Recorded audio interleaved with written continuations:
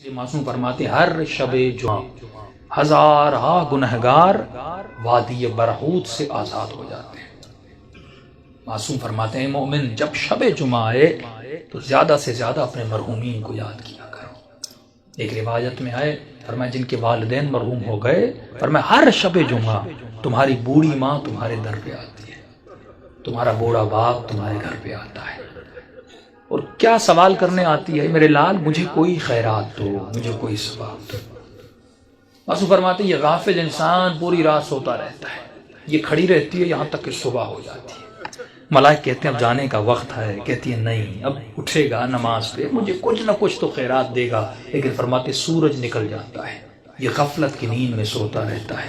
یہ بوڑھی ماں اور مرحوم روتا ہوا جاتا ہے اور کہتی ہے کہ میرے لال اگر تو آج مجھے کچھ دیتا تو میں بھی تمہارے لیے دعا کرتی۔ فرمایا والدین وہ واحد وجود ہے پروردگار عالم نے جو بنایا ہے، مرنے کے بعد بھی ماں کی دعا بیٹے کے حق میں قبول ہوتی ہے۔ یہاں تک فرمایا اگر پریشان ہو مصیبتوں میں ہو ماں کی قبر پہ چلے جاؤ، باپ کی قبر پہ چلے جاؤ، وہاں اس کے لیے کچھ مانگو اور دعا کرو، خدا اس کے صدقے میں، کیونکہ مرنے کے بعد بھی ماں بیٹے کی تکلیف کو دیکھنا پسند نہیں کرتی۔ تو تصور کرو اس دنیا میں جس کو اللہ نے ماں بنایا وہ ہماری تکلیفوں کو برداشت نہیں کرتی، اور مولا علی فرماتے ہیں کہ میں تمہارے باپ سے بھی زیادہ تم سے محبت کرتا ہوں۔ جناب سیدہ فرماتی ہیں ہم تمہاری ماؤں سے زیادہ تم سے محبت کرتے ہیں۔ امام رضا فرماتے ہیں مومن اگر امام سمجھ کے ہم سے باتیں نہیں کر سکتا تو باپ سمجھ کے باتیں کر، باپ سمجھ کے نہیں کر سکتا بھائی سمجھ کے باتیں کر، بھائی سمجھ کے بات نہیں کر سکتا، یہاں تک فرمایا دوست سمجھ کے باتیں کر، کبھی ہم سے ناراض نہ ہوا کر۔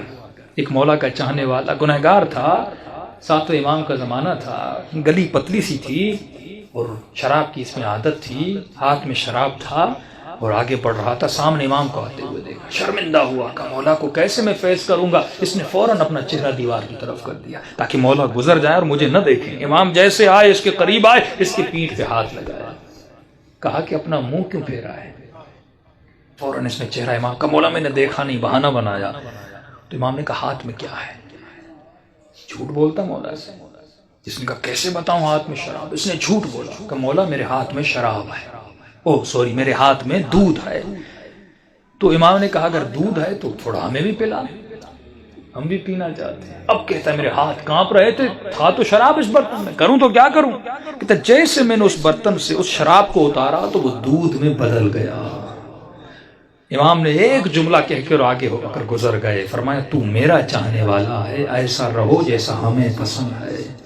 دوسری بات امام نے کہا خبردار کتنے بھی گنہگار کیوں نہ ہو جاؤ لیکن کبھی بھی ہم اہل بیت سے پیٹ نہ دیا کرو۔ یہ شیطانی وسوسہ ہوتا ہے، میں نے گناہ کیا، میں نے خطائیں کی، میں اتنے گنہگار ہوں، میں کیسے سجدہ کروں، میں کیسے نماز پڑھوں، میں کیسے علی سے گفتگو کروں، میں کیسے امام زمانہ سے باتیں کروں۔ امام فرماتے ہم بیٹھے اس لیے ہیں تاکہ تو ہمارے ساتھ درد دل کرے، اور یہ وسیلہ خدا نے آپ کو دیا۔ امام رضا فرماتے ہیں ہمارے چاہنے والے چھوٹی چھوٹی باتوں کے لیے ہمیں ہماری سیدہ فاطمہ کا واسطہ نہ دیا کرو، کیونکہ ہم ہر مصیبت برداشت کرتے ہیں لیکن اپنی دادی کی مصیبت برداشت ہم سے نہیں ہوتی۔ گناہوں سے بڑی کوئی خطا نہیں، بے ادبی سے بڑی کوئی خطا نہیں۔ شب جمعہ ہے، توبہ کی رات ہے، گناہوں سے توبہ کی رات ہے۔ اپنے مرحومین کے لیے بھی دعا کریں، اپنے لیے بھی دعا کریں، اور دلوں کو بارگاہ اہل بیت میں لے جائیں تاکہ خدا ان ہستیوں کے صدقے میں ہم سب کے صغیرہ کبیرہ گناہ بخش دے۔